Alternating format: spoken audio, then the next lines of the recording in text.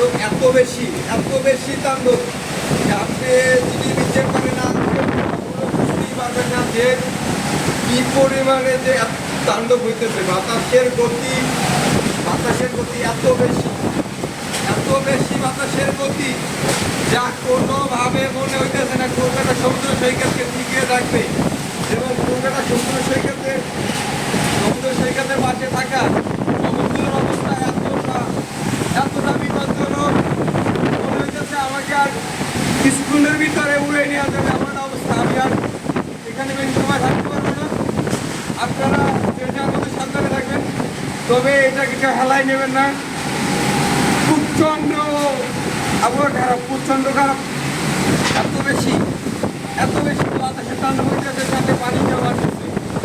আপনারা যে যার মধ্যে সাবধানে থাকবেন, প্লিজ যে যার মধ্যে সাবধানে থাকেন।